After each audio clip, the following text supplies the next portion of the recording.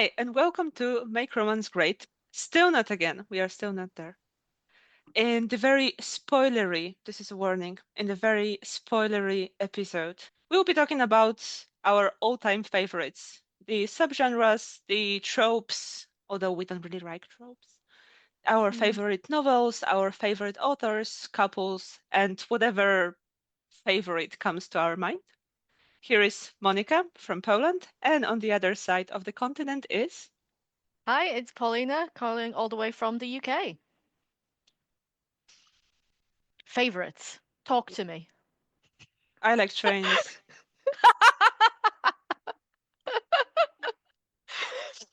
Oh, the internet just collided in one sentence. I think it's also millennial internet. I'm not sure how much of Gen Zs know it. When I speak with my sister, who is 14 years younger than me, and I say something like, I like trains, she's like, yeah, I know that. And I'm like, No, no, no, it's not that. Oh, Anyways, so this is one of our episodes of us talking about yes. stuff. Giving everyone a break from intense brain activity, basically. Break for us as well. Exactly. We also need breaks from brain activity. Breaks from brains. Breaks from brains. So, as I already said in the intro, and I will repeat it again because it's very important, this episode will probably be heavily loaded in spoilers. So, because we want to speak about our favorite stuff in the romance, well, it pretty much requires us to give you spoilers. If you are 100% sure you don't want to get spoilers for some certain books, you can find it in the episode descriptions. But also, if you don't want spoilers, why on earth do you read romance? I mean, we all know how it's going to end. So, can we really spoil it? They're going to be together. Spoiler for all romance. We can still spoil it Yeah, because in the absolutely. romance, this is type of book when it doesn't matter what happens, but how it happens. And Definitely. it's not only in the romance books. Look at all of the other books. For example, I don't know, The Secret History. We all know from the very beginning who is dead and who killed the person. But Yeah. how it happened and why it happened, well, read the 600 pages book and have fun doing that. I think that's a nice segue into talking about subgenres because we keep talking about romance novel, romance as a genre, but just like any big genre, it has its own subcategories that Yes. I think have only grown over the years. Because we made notes, we're prepared, even though we're just talking. We have notes, and it looks like what we prefer is quite different, or like our favorites are definitely different with the subgenres. Yeah, absolutely. I think so. I think so. Mm, I, for sure, if it comes to what I like, it differs a lot because it very often depends who writes it and how it's mm, being written. But I can still say of which books I'm interested in when they mm, appear in the market, when they are new, or when I see them in the library. I do use library, by the way. Support Um, your local libraries. yeah. And also, I definitely know what I don't like. Yes, I think it's easier almost to identify what we don't like, but also to talk about the stuff we don't like, we'd like to justify ourselves. So we're going to focus more on the stuff that we do like. And I'm the same, like, even though I appreciate almost every kind of romance, and when I'm in the library or at the bookshops, I will pick up pretty much anything unless there's the one thing that I really try to avoid, which spoiler alert, it's vampires. Just don't care for that. But the stuff that I naturally gravitate towards, or the stuff that tends to stick with me the most, or the ones that I really go for me, is historical romance, especially Regency. That's what I grew up on, not just in terms of romance, but generally.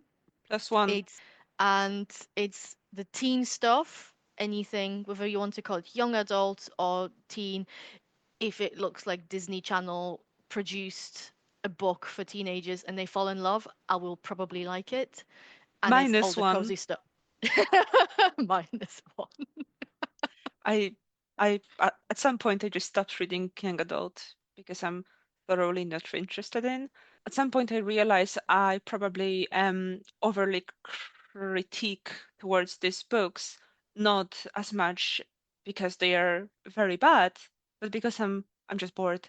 So I realized I will not be giving 1 or 2 stars on Goodreads or wherever else, only because this book is not for me. I'm not the intended Mm. audience. And it's not about the book being badly written or characters Hmm. being badly written. It's completely not relatable for me and boring.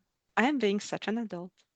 It's perfectly fine to have your own preferences. And if you know that this is why, like, this stuff just doesn't resonate with you, there's all of the other kinds of romance that are there.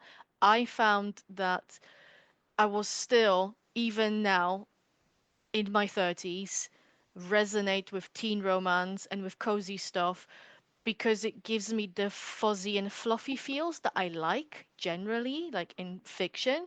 It's getting all of the build up to a relationship, all of the does he like me, does he not, and all of the miscommunication bits that romance often relies on explicitly without getting into sex, and explicitly where it's just that very innocent first love, probably because that's not the experience that I had. So that's why I like it. I also do like romances without too much smut. Mhm. At some point, I spoke with some friends who also are fans of romance that actually we really do like romance when there is very little or not sex at all.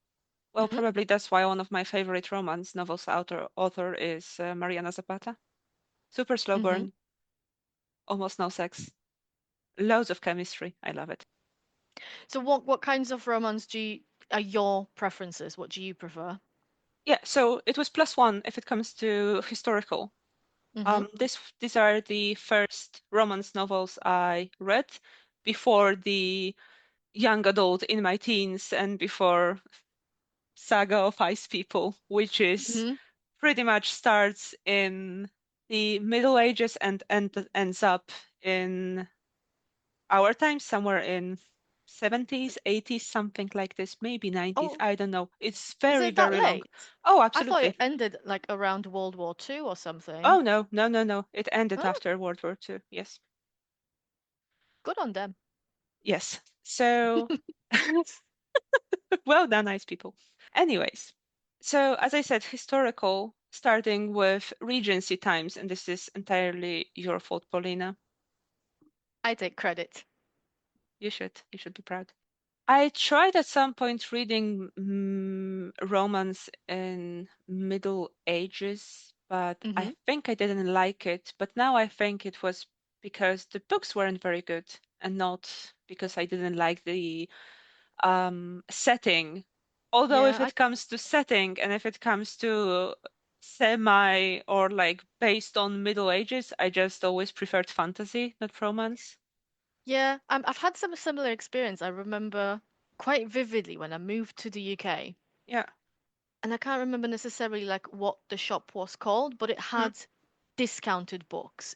It was books that were just not selling, not very popular, stuff like this. They were all very cheap. And there was an entire series by an author called Elizabeth Chadwick, if I remember right, that I gravitated towards because the covers were quite beautiful. It was typically women in some sort of quote unquote medieval gowns. But I remember picking them up. I had so many because the covers were just beautiful.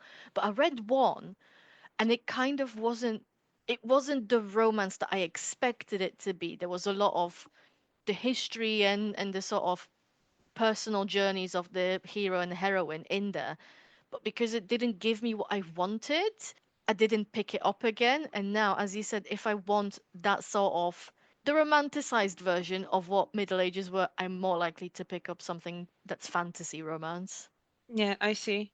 So historical for me, Regency as a first one, even though it's, or maybe not even though, because it's one of the most favorite times if it comes to historical romance. Mm, Because after this, how many years of Regency? 11? it was very short. Yeah, I Hang think on. so. Let's say 11 or 10, something like that. Because after or before that time, people were not romancing at all. Only 11 layers. After that, come back to misery. Not even that. It was Not even. 9. Oh God, I'm okay. I yeah, I just googled 9 years. Well, even shorter. You have only 9 years to be happy. And very limited sets of viscounts, dukes, etc. And second historical period, let's go back to that, Mm. is after First World War, I would say, Okay. 20s and 30s. Mhm. 90, 20s and 30s, because we are in 20s Yes. again. Jesus. So, we already said historical couple of times, many times actually. We Uh, just really s- like it. we just really like it, and there is a lot to talk about because we And can't I really think restrict ourselves to speak about one thing and stick to the topic. but also I think romance is ultimately a genre of fantasizing about stuff. Yes. And also it's about a lot of it relies on some degree of miscommunication on like someone not receiving a message or someone not being, not speaking themselves fully. A lot of that is easier when technology isn't enabling that. I think historical setting enables the fantasy of romance. It does. It does. And we'll speak about it a little Mm, bit broader in the future. But pretty much the further away the times or the place is from us, it enables us to, well, introduce a little bit more problematic fantasies. mm-hmm. Most people do have fantasies that will never want for them to happen in a real life. Mm-hmm. But reading about them, it doesn't necessarily mean that you want this to happen to you, but Yeah. and you still want to read about it. So the further away from you it happens, let's say over 200 years ago in the Regency times, the more things you can introduce there, right? Like very possessive men that are very romantic. And it's good to read about them, but do you want a very possessive boyfriend? I do not think so. And equally, I think from the point of view of the heroine, you have the imposed very feminine way for women to present themselves. Yeah. So even though you might not want to constantly be going from ball to ball in a cumbersome dress, it's a fun fantasy to read about that your life could just be I don't have any real job and responsibilities. I just go from party to party and hope that I snatch myself a husband and get married well so that I can carry on not having to work. Yeah. And you can still think that you can have all of this stuff, all of the possessions, all of the nice dresses. You can imagine that probably every single ball you will have a new dress, as it is, for example, in Bridgerton show, Mm, while not really paying attention or just not caring that in real life, in real historical period, it never happened. yeah, These it's things the were so fantasy. expensive, yeah, and took so much time to make those dresses that you just had one, if you were rich, maybe two or three. Yeah. But fantasy is always good. Anyways, on the contrary of historical romance, I also very much like contemporary romance because Mhm. as historical romance allows me to probably explore some of my fantasies that I don't Mhm. want to happen in real life. Contemporary romance does something completely opposite. Mhm. So it lets me see into things I really want. I would expect. I'm not stupid, so I know that these things will not happen exactly in the same way as in the novel, Mhm. but it's still good to read about something that is exaggerated in any way to the maximum to just see where I am in this thing, what I Hmm. think about it, what I think about this type of relation, what I think about certain types of communication, etc. So this is what I get from contemporary romance, and some of my favorite books will be contemporary romance novels. And the third thing is the only part of the fantasy romance I like, which is urban Hmm. fantasy. Okay. No high fae lord snatching you away. Not None of that stuff. much, not much. I enjoy some of these books. Hmm. I came back to reading mostly because reading Sarah J. Maas, not going to hide it. Same. Yeah, after university, I just stopped reading at some point because I had so much reading and left university with this thought that you always read for something, but like for Yes. something intellectual, to learn something, to get some knowledge, to not just to have fun because of Yeah. reading, but you are reading for something. But having reading only that and only for that, after university, I almost stopped reading for a few years. I still read, but comparing to over 50 books every year now, well, the truth is, last year I read over 100, but it's mostly because of audiobooks. Anyways, Oh yeah, um, I'm exactly the same. I yeah, burnt out absolutely. doing high level, intensive, very critical, analytical reading for university that when I graduated, I stopped reading for fun because I Yes, still had it in my head that I should read these books. These are the books I should be reading. And I tried some of them stuck, some of them didn't. I had the odd moment of, oh, this sounds interesting, I'll read this. But it wasn't until lockdown and you told me to read a Court of Thorn and Roses, really. It quote was me. unquote. Yeah, yeah. You told me, please read this because I need to scream about it to someone who will understand. And I read it, and that really reignited like that joy of reading, and it reminded me that if I'm not having fun, if I'm not enjoying it, why do I carry on? I do read a bit of contemporary romance. Most of it is of the teen variety, but I read some with adult characters in it, and a lot of the stuff that I have read that I've enjoyed has come through you. For me, it was Throne of Glass, also by Sarah Okay. J. Maas. Well, the first book was all right, very Mm. debut-like.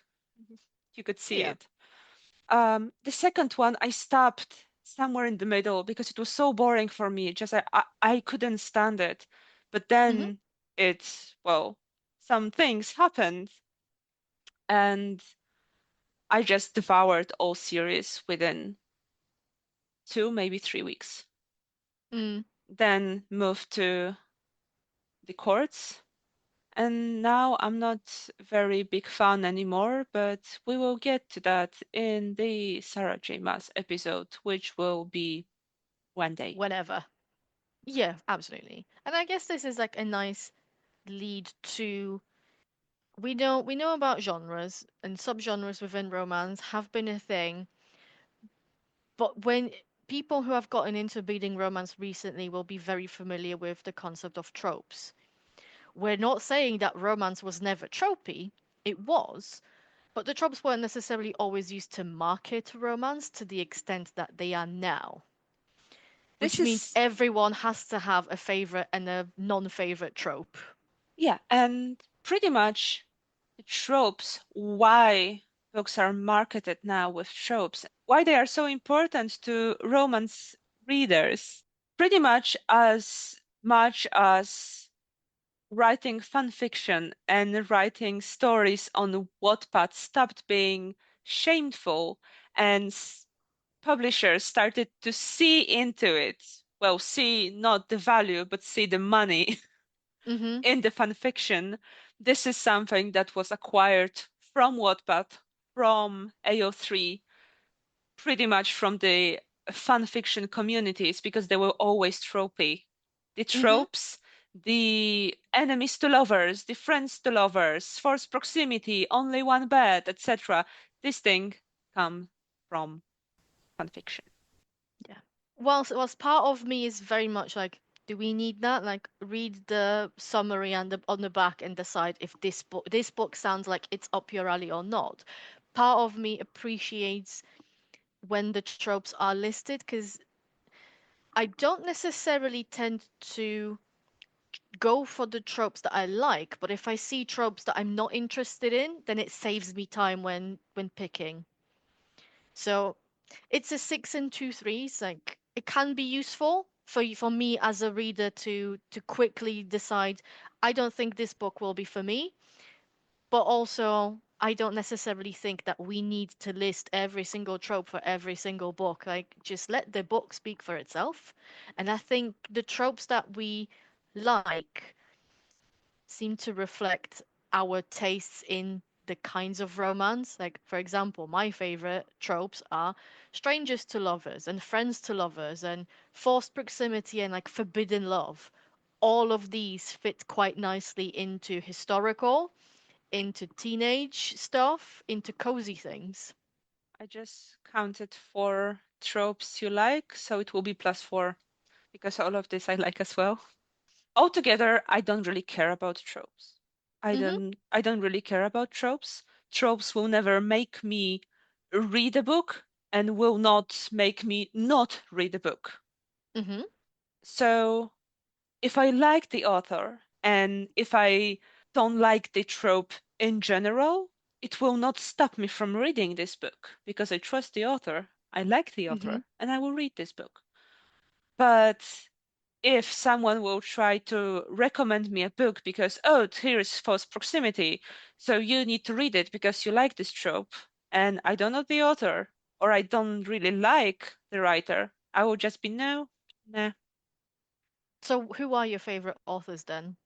Oh, my I wanted to say my all-time favorite, even though I just started to read this author, but she already landed in my faves, is Mariana Zapata, who I already Mhm. mentioned in the very beginning. So she's absolutely queen of slow burn. And who introduced me to slow burn romance? It's you. Me? Because you are, yeah, because you are writing slow burns. I guess. You don't Well, have to guess, you do it. I've written some slow burn and some. The recent ones are more slow burn than. I guess I think I don't necessarily think of some of the ones that I've written as slow burn because to me they seem like the medium pace of romance. There's romance that definitely goes like, what do you mean they're already, they're already declaring love or they're already in the relationship? Like we're on not even halfway through. But I think from what I've read, I've not read Mariana Zapata yet, but from what I've read about her and from people who enjoy slow burn, hers is even slower than what I've written in the past. So I It guess is. I've written slow burn, but it's not quite so slow. Well, that's true, but you pretty much made space for this type of this type of Okay. books and authors that write this way. But altogether, we call it slow burn. But when I think now, it's just much more realistic. Yes. I realize that people may not want it from the romance novels. They just want emotions. They want things to happen, things to progress, Mm. sex to be made. I think it depends on what you read romance for. I think the Yes. people who enjoy slow burn enjoy it because it's a more realistic to how relationships develop in Yeah. real life, and that's the reason why I like slow burn. It's more of the fun butterflies in your stomach, cute moments before any of like the kissing, the sex, the big love declarations happen. Yeah, but Mariana gives me all that, Mm. but without giving it like in a very romancy way, let's call it this way. Mhm. So how I call her novels is this romance, but not in very romance way. So she pretty much breaks most of the romance rules because most of the romance novels, I'm not sure if we spoke about it already or we were just yapping about it in one of our conversations. Anyways, so romances are mostly created in very specific way, right? So yeah, we spoke about it. So we have the Mm-hmm. meet cute, then the relationship starts, it begins, there is some chemistry, there are stuff happening, then we will have the breakup, we will have some kind of drama, and then reunion and happily ever after, or what I very much like in the new romance is happy for now. We don't really Mm-hmm. care what will happen later.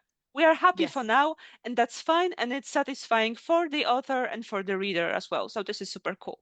But Mariana Zapata doesn't really do this. She pretty much writes the heroine story while the hero is a part of it, but it's not Mm-hmm. very romancy. You are not moving from point to point, from the meet cute, then to kiss, then to some sexual intercourse. It can be Mm-hmm. sex, it can be something else, but like the tension grows without this like points to happen throughout the Mm-hmm. romance.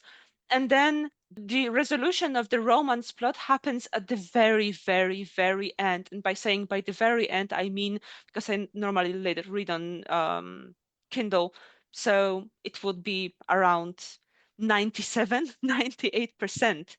Also, we will really not have this divided by drama thing, which I normally hate. Why I hate it? Because a lot of authors do it in the very lazy way. Jesus Christ. A lazy whale. That's my spirit animal. I don't really like it because a lot of authors do this in a very lazy way by just doing the miscommunication. Mm-hmm. Someone didn't understand, someone didn't allow the other person to explain themselves. No, they will just make a lot of drama, a lot of screaming. I trusted you. I even gave you my heart, but the very next day you got it back again or something like that. Sorry. So I'm not a fan of that. I like divided by drama in the external circumstances. I Mm-hmm. like it. So something happened and I really want to be with you, but I can't because of this and that. I Mm-hmm. like it. And I like how it's being solved, which normally will require both hero and heroine, or heroines, or heroes, whatever. We are a fan of queer romance as well, by the way. So to solve it somehow together, but like just doing divided by drama because we miscommunicate, I'm like, no. So to sum up, the favorite tropes of mine are friends to lovers or strangers to lovers, forbidden love, and forced proximity. And as much as forced proximity, friends or strangers to lovers, these are very much real, well, the most real lifey, let's call it this way. So this is what Mm-hmm. happens. This is just what happens. People already know each other and just realized there is something more into their friendship that's only friendship, forced proximity, because pretty much this is how people are forced to get to know each other. So it's not about forced proximity so they can have sex and feel the sexual tension because they are very close together. No, because when you are forced to be close to someone, it's just you Mm-hmm. are wanting or not, somehow you are getting to know this person better. And forbidden love, well, because it's very romantic. It is very romantic. That's it. I'm not getting into like why and what and which books, etc. It's just very romantic, and I very much like to read about it. Yeah, definitely. And I think especially with, for me at least, the forced proximity, yeah, I'm not into the whole like, oh my gosh, we got locked in a dungeon together and what, how shall we pass the time? Or the whole like, there's just one bed type thing. That's not quite the forced proximity I like. I like the more, if we take like historical or fantasy setting, like a bodyguard and someone being protected kind of scenario, which, as you said, you're physically spending so much time together, you're going to get to know that person pretty intimately, and that's how feelings develop. Yeah. And for me, this is pretty much the only or one of the little situations where enemies to lovers can actually work, Mm-hmm. keeping in mind that you actually can write real enemies to lovers and not only Oh, good. miscommunication trope or I just don't like this guy. I guess he's my enemy now. No, this is not an enemy. This is why I also it's not that I dislike the trope, but a lot of what's I do. written under that trope is very lazily written. When it is written well, it really hits the spot. But very few people have accomplished that for me. That's pretty much sums up the tropes altogether. If it's nicely written, it will be enjoyable and you will believe in that. If not, it will just be lazy and badly done. End of episode. Thank you very much for hearing us. Wait, but we have more favorites to talk about. Oh no. Okay, You've literally so you've yapped about Mariana Zapata, but is she eh, your only favorite author? no, no, I love Jane Austen. Very classic. It is very classic and they will be my first romance books. Actually, before you introduced me to Stephanie Lawrence, I already Mhm. read Jane Austen. My first book, which will pretty much lead me to my favorite couples. Um, so maybe I will let you talk about your favorite authors, and then I will finish up with Jane Austen. Yeah, sure. When I really like stop to think about who my favorite authors are, I've realized that my favorites have changed. Because the immediate instinct, like the response that I'm almost trained to give is, who's your favorite romance author? Stephanie Lawrence. But that's the author I grew up on. I still have an entire shelf of her books in my house that I'm not ever getting rid of, and I still enjoy occasionally going back to it, but I haven't in a while because there's so many new things that excite me a lot now. So it's fewer historical romance authors and it's more of those teen and cozy stuff. So I really like Laurie Gilmore, who is doing that cozy contemporary romance. How does she self-describe? I think every book opens with, if you thought Lorelai and Luke, if you thought that they should get together way sooner, these books are for you. And that's a perfect way to describe them. Like, you get a very picturesque, idyllic town somewhere in the US where everyone has a tiny little independently owned shop, and the town is doing all of the cute decorations for every single season and festival and all this, and couples happen to meet there. And it is just that little bit more spicy than you would, but it's not going full erotica. If it comes to my favorite, more classical romance authors, I just thought about it because I only spoke first about my favorite authors now. But the author I need to get back to, although I'm a little bit scared because I may not like it as much as I did before. So it's Sabrina Jeffries, and I Oh absolutely yeah. loved the series Swanley Spinsters. It was amazing. I had loads of fun reading this. This is very classical Oh yeah, romance set definitely. in the Regency era. Who would have thought? I have at least one Sabrina Jeffries book on my bookshelf, and it might be from that series. I'd have to pick it up and look. But yeah, Yeah. she was like in those mid 2000s when we were reading romance, especially in historical Regency romance, there was a canon of names that you had to know. It was Amanda Quick, it was Julia Quinn, it was Sabrina Jeffries. I lump in Stephanie Lawrence into this, but I don't think she was quite as well known as that. But yeah, they were dominating the The market. names. They were the names to know if you wanted to have a say about historical romance. And then my other two favorite authors for romance are both writing teen. One exclusively teen, one she does adult stuff as well, but I only ever read her teen stuff. So the first one is Christy Boyce, the author of such hit as Hot British Boyfriend, a book that was her debut, and for title alone, I mean, come on, this is a literally classic. Although I'm enjoying her more recent books a bit more, the ones about teenagers playing Dungeons and Dragons because I'm a nerd and I also play Dungeons and Dragons. Really, really hitting the mark for me.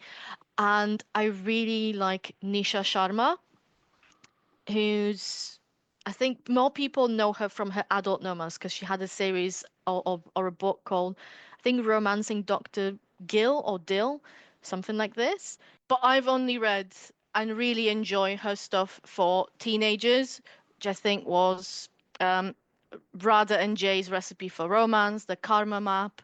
I think the first one was something like My Bollywood Life. It's all about teenagers who are all South Asian Americans. I think they're all second or third generations from what I remember, rather than freshly migrated to the US. And I really enjoy both the teen romance aspect of it, which is all cutesy and fun and a bit more innocent. You will know that, but people listening to it will not. I used to be very obsessed with Bollywood films when I was a teenager. So all of these books are giving me those happy feels that I got from watching Bollywood films, and I really like how it's getting to see that glimpse of how your cultural identity as a South Asian impacts your life around you. And sometimes some things work out great and it's taken for granted, and sometimes you do have to you are exploring your identity as a minority in the US, and it's written well, and I really enjoyed that. So she's definitely one of my favorite authors right now, and every time I see from all of these three that I've mentioned that they have a new book coming out, I either pre-order it or make sure to bookmark it to try and grab it from a library. And I believe this leaves me to finish up with Jane Austen, which I already said that I was reading when I was a teenager. Well, late teenager, actually. I was 17 Hmm. when I started reading her. No, I was younger. Sorry, I was lying. Anyways, so I was introduced to Jane Austen not because by her books, but the first film based on Jane Austen's novel was Emma, the absolutely horrid, as I see it now, film with Gwyneth Paltrow, which made me fall in love with Emma as a book, which I read very quickly after that, and probably because how I saw Emma in that equalization in that film made me think of Emma as much more likable person, as much more likable character. Which Mm. when I reread Emma beginning of last year, I was thinking this woman is really a bitch, but I still love her even though Jane Austen, we discussed it briefly just before the podcast, that was a character that Jane Austen created knowing very well that pretty much nobody besides her will like her because she's absolutely insufferable. But I think the person who was insufferable in the 18th century is much more likable nowadays. Which I guess, yeah, favorite couples, Emma and Mr. Knightley. Oh, I agree absolutely. with you. I absolutely agree with you there. Like, Yeah. And it plays into my it tickles my fancy if it comes to age gap, which is one of the I would say tropes as well. Huh, one more trope I like.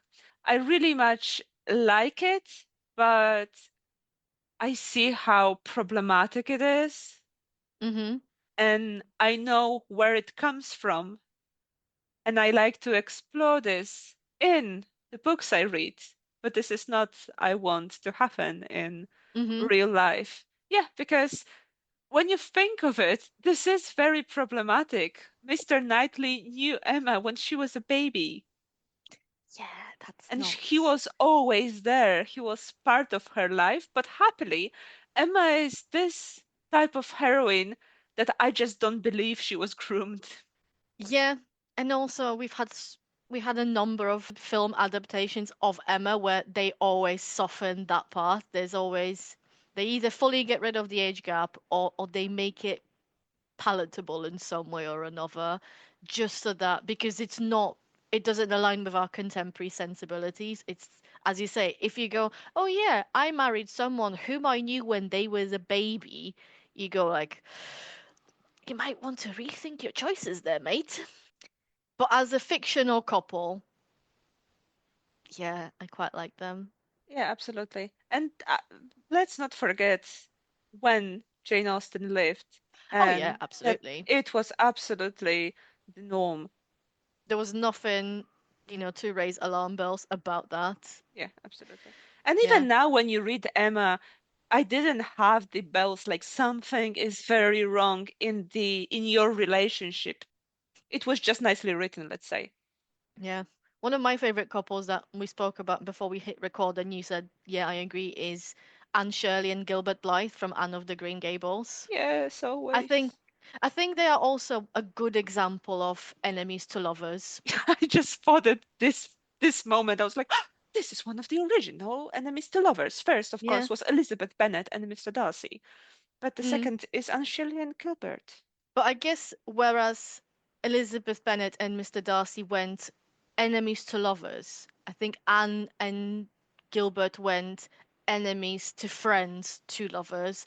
Yes. And because it was spread over at least 3 books of their friendship and relationship developing, Yeah. that we had so many sweet moments in there and so many moments of him showing how much he cares about her that she's not realizing until she stops and goes, oh my god, obviously.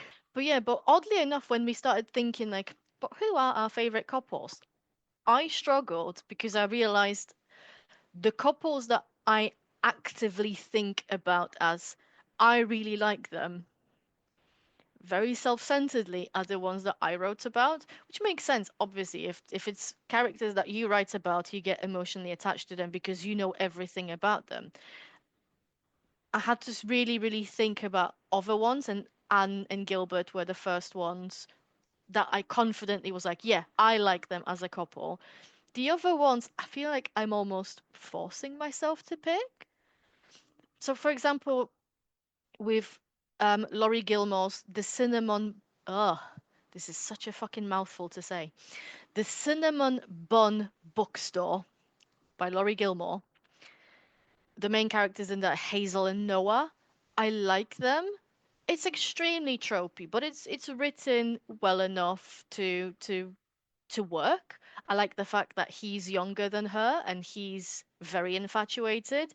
I'm a bit bothered by Hazel being almost a walking stereotype of a bookshop owner. This bookish girl, like she's done things, but clearly no one ever made her world shatter sexually, and clearly no one cared about her because he's doing really nice things for her. But you sort of go, ain't that like maybe not bare minimum, but that's not that big.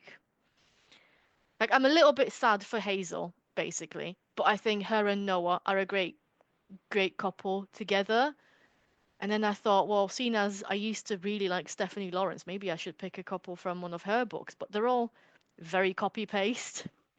They're all very similar. The only couple that stood out for me was Catriona and Richard from Scandal's Bride, where he was the adopted son of the rich family, and she was Scottish, and she was basically a lady of her own castle up in Scotland, and she kind of had that girl power about her, but that's the only memorable ones, really.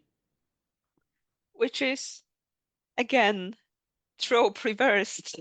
So this trope with Scottish guy, very sexy Scottish guy in the past started with Diana Gabaldon's Outlander and Mm, with the mm. series that started to be extremely, extremely, extremely popular. So after that, we noticed, obviously, um, more and more books with a Scottish guy appearing in the market because obviously this is what capitalism do. And obviously, this is what women want, because Let's however, just wherever. have one thing and just copy it after that multiple times, and it will be just reading the same thing because it sells well. Yeah. Innovation? Although, Ah, what? What? You know what? Copying? Yes, exactly. This is what we will do. mm. Capitalism runs to the side for now, for now, for now. But As you notice, none of us loves billionaire romances. They may rot in hell. I don't think I've read any. I'm trying, like, you can kind of argue that in a lot of the Regency You romance, did. that there's at least some person who's like stupidly rich. Which one did I read? Twilight. I mean, I Twilight. They are all guess, stupidly rich. yeah, but it's not quite the trope of billionaire romance. Like 50 Shades of Grey is the billionaire romance trope. Yeah, fair point. Okay, okay. So, well, the guy can be rich, but he is not Yeah, necessarily falling into the billionaire romance yeah. I wonder where the pit, I where the guess. where the boundary is. Like, at what point does he stop? Like, is it just about an actual sum of money in his bank account? You can be rich Yeah, and in plenty of books just because it makes it easier, whether they're like a celebrity, whether it's historical and someone's a duke. Like, it makes it easier for the author to write a character who doesn't have to think about money, yeah, but they don't necessarily have to be billionaire level rich. Yet we have this whole fantasy of going where the fact that the man, specifically, the man is a billionaire, is richer than anyone could dream of, is part of the fantasy. At some point, we're going to have to we're break some going to have billionaire to. romances and I'm read not. it. I'm not reading Grey. Oh no, no, not Grey. I don't think that's romance. That's poor erotica. It is. Anyways, what else? Who else? I will enter now the favorite couples, not from romance novels. Okay. And I have two. So the first one is the couple from the Winter Night trilogy by Katrin Arden, which is very Russian folklore slash Slavic folklore inspired trilogy. Mhm. And there we will have the god of winter, pretty much, Morosko Mhm. and Vasha, Mhm. which is absolutely adorable couple. Obviously, it plays into, well, kind of shadow daddy type of the hero. Yeah. Yeah. and and well, much younger girl who is, well, teenager, but this Mm. book it doesn't go into young adult type of Mhm. books. It also erases what I said before, that I don't really like fantasy romance. This is yeah, but this is fantasy, but with romance plot, and I absolutely love them as a couple, and I love Mhm. them as characters. And their scene in the third book, which is Winter of the Witch, is very heartbreaking and very romantic, and I absolutely love it. Love it. You must read it now. Give me some time. My to read list is massive. But weirdly, what you just It said, always is. It always is. oh my God. But what you just said, like, it unlocked a memory. Even though, like, it's recent, why did I forget? But of the not explicitly romance novels genre, if we may, Hades and Persephone from Lore Olympus, that was the sort of the age gap done quite well and handled quite appropriately. The Shadow Daddy kind of softened, but still there. Yeah, I liked how those tropes were handled in that relationship. Yeah, and both the Winter Night trilogy and, as I thought now, of Lore Olympus that you mentioned, it introduces, well, the heroes that are very different from each other if it comes to if it comes to their character. But there is one thing that always gets me, which is, thank you again, Margit Sandemo and the Saga of Ice People, is the guys that are powerful, but like they are actually very lonely and they are not hiding it. Hmm. This is the thing that will always get me in romance novels or romance histories. Weirdly enough, I think we've just thought like, here's our favorite couples, and you'd assume that those books are therefore our favorite books because if we love the couples, surely we have to love the books. I wouldn't necessarily say that's quite the case. I think we had to split our favorite books into what's our favorites recently and what's our favorites like of all time. I And won't have my favorites of all times besides Emma, but because this year was very romancy for me. I read loads of romance Mm-hmm. histories this year. So in theory, I may say that these are my favorites ever, but it probably may change because I can't remember all of the romance novels I read before. Emma for sure will be there. Mm-hmm. I would say Jane Eyre may be there as well, but I need to reread Jane Eyre this year because it's been a few good years before I read it last time. But I would say it is definitely there. So when I speak about my favorite romance novels, it will be what I think now. And as I look at the list, they are the books I read in the last 2 years maximum. Mm-hmm. Yeah, do you want to mention some of those? Yeah. Well, I mentioned Mariana Zapata, so her From Look Off with Love is absolutely my favorite, even though I was ranting quite a lot about this book once I finished, mostly because a little bit weird writing decisions that she makes, which I also saw in her other books as well. So she would write in the way that she will not use the simple word to describe something, like said mom or said my mother or something. She would be saying, said the woman who gave birth to me. And I'm like, what on earth is that? Why are you doing this? And she keeps doing this all the time. But even though it annoys me a little bit when I read or when I listen to a book, after that I will just be thinking about the book for a long Mm-hmm. time. I finished From Look Off with Love in November, and I still think about this book and how much I love it. So Mm. it's definitely one of my top books in recent years, I might say so. Okay. I think, yeah, similarly, like my old time, I struggle with that mostly because, as I said, like I remember it's nostalgia rather than favorites. It's books that I remember getting the feels from when I was a teenager. So it's Scandal's Bride by Stephanie Lawrence, or the one that I mentioned in the first episode, Susan King's Taming the Heiress. That was the very first romance I've read. That was the English title.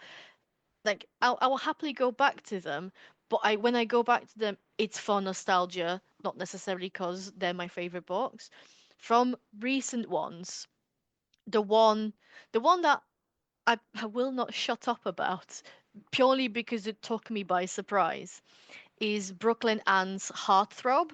Some of you, if you're into romance, might know there's this thing called Stuff Your Kindle Day or Stuff Your Ebook Reader Day, where you can, for one day, get a whole bunch of ebooks completely for free. And most of them are from indie authors.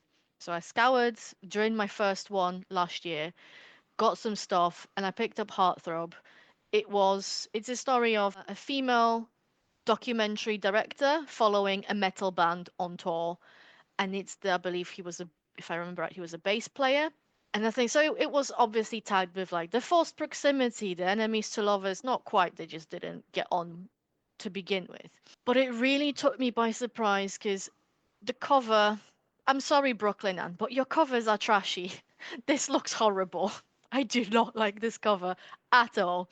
And with all of those tropey descriptions, I was just expecting something at best meh.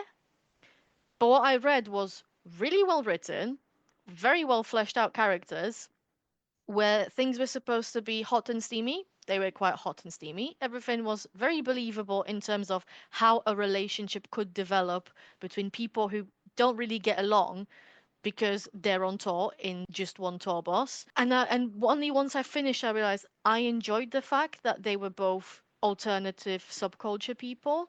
That it wasn't just your average person down the street, someone you could know, or it wasn't some glamour model who's so beautiful that you can only aspire to. Like, yes, obviously they were described as insanely attractive, but they were still alternative. The guy was from a metal band, not something you hear about. The woman was interested in metal music and a fan of metal music. That's not the sort of heroines that you see about unless it's they're not like other girls. My second one would be a trilogy or like a series because it starts with a trilogy and then continues to other heroes. That will be A Hidden Legacy by writers duo Ilona Andrews. This is urban fantasy. I absolutely love it. There is loads of banter. There is a heroine who is very much kick-ass and she will not do what she is being told. Although when it makes sense, she will, but it's what she decides. Absolutely loves it. There is a lot of action. There is loads of chemistry between hero and heroine. There is loads of amazing characters, side characters, which in romance novels, it's, well, quite often this is something on the side. You will just give them two or three characteristics and that's it. But like here, no, we will have like fully blood and bone people. Amazing. I love it. Okay. So I guess in sort of to stick to like fantasy, another one of my favorites, and I found out that book three is now there's a series, but I'll start with the first one. It's That Time I Got Drunk and Saved a Demon by Kimberly Lemming, which I got it from the same Stuff Your Kindle Day, I believe, purely because of that title. It's so stupid that you have to. But what I liked about it was taking the current fantasy romance tropes of here's a human who falls in love with a supernatural creature, and it poked fun at that. Please I read Barbarians of the Ice Planet. I have it on my reading list. I have it on my ebook wish list. Like This I is will such, read it. it's so funny. There is lots of smut, by the way, but Oh yeah, this same book in is that not one. serious. Whoever thinks this book is very serious and takes everything very seriously, no, it doesn't. And it's funny and it's cool. And it's Yeah. short, read it. Yeah, I will do. And I highly recommend like That Time I Got Drunk and Saved a Demon and the subsequent, well, I almost said subsequent books. I've only read one. One is on my to read list. But yeah, very very funny and we love to see people not take romance seriously and have fun with it. Yeah, and authors that are not taking themselves very seriously and yeah, still love what they are doing. Mm. My third book, and I think I will finish. I wrote five books, but let's just not overflow everybody with the titles. So that would be Part of Your World by Abby Jimenez. Uh, Oh, yes. You made me read that. I really liked it. I know. It was super cool, especially because it played a lot with different motives and a lot of and tropes, but it took the tropes from the other way around. So here we have beloved by many and by me. Um, age gap, but we have a girl who is older than the guy. No, not over. She's older, like 9, 10 years. I can't remember, but it was a It is significant age gap. significant age gap and a lot of, well, drama inside the book comes from that, especially from her because she's thinking like, what on earth am I doing? Mm, So it's fun. It's very cute. It's very fun. The characters are lovable. Partially, there is a Cinderella retelling in the modern setting. Like, there are some a little things bit. you will have evil stepsisters who are not sisters but friends, etc. But like, it plays a little bit into Cinderella motive. It's really cool. It's really cute. And I lied because I want to speak about one more book, which I Go read, for I it. think, 1 year ago or two. I don't remember. When I finished it, I was like, what is this? It didn't give me what I wanted. But now when I think about it, it gave me exactly what I want now. So loads of romance, loads of chemistry, but like spare or like no smut at all. And it's called Holy Jolly Diwali by Sonia Lally, which who Okay. are, yeah, she's Canadian author with Indian heritage, and it's, yeah, it's pretty much about the heroine who goes to India, meets for a holiday, for Diwali. She meets a guy. There's stuff happening between them, and it's super cool. It's super cute. They don't have sex, by the way. If you're looking for smut, there is no smut there. But it's super good. It was very good, and I think much more about this book after I finish it rather than when I completed reading, where Mm. I looked for more of a classic romance content and I didn't get it, but now I need to reread it because I think very highly of this book now. It sounds like something up my alley. I'm definitely It adding it to does. my It to does. reads. I Yeah. can send it to you. I have this book. Think so. Okay, amazing. So I'll wrap up with like my one of my current favorites, and that's Christy Boyce Dungeons and Drama. Teen romance. The whole premise is that the is into musical theater. He's into Dungeons and Dragons. There is fake dating as far as tropes go. She's forced to work in her dad's gaming shop, and that's how they get to spend a whole bunch of time together, so forced proximity. I like Christy Boyce. I like her very light-hearted style of writing. It's very, very teenager, and it gives me the fuzzies. And also the fact that it's two of my interests in one book really, really warms my heart. Although her latest one that I'm currently reading, which is Dating and Dragons, that might top it. So thank you everyone for listening to us scream into the ether about our favorites. We hope that you've either been nodding along and seeing our points, or that you've made some notes on things that maybe sound like up your alley. We would definitely love for that to be the response, but also if you want to share some opinions, I'm sure some of the podcast platforms that you're listening this on allow for leaving comments, so do that. If you do want to get in touch with us, we have an email that you can write to. It's makeromancegreat.pod@gmail.com. If you write to us, we may or may not read it out loud at some point. We may or may not take your words into consideration. We'll just see what you tell us. And also, we do have some social medias, mainly Instagram and TikTok, which is makeromancegreat_pod, that you can find little snippets of our conversations and whatever else we decide is worthy of social media. All of our social media and email address you can also find in the podcast description. And with this, I believe we may start seeing you, our listeners, metaphorically every 2 weeks, as this podcast, we're both busy people. We have full-time jobs. We're doing this as a passion project, and every 2 weeks is about as much as we can reasonably commit to. So if you've run out, check back in 2 weeks and hopefully you will get more of us. So thank you again for listening. We'll hopefully meet again in the next one. Bye. Bye.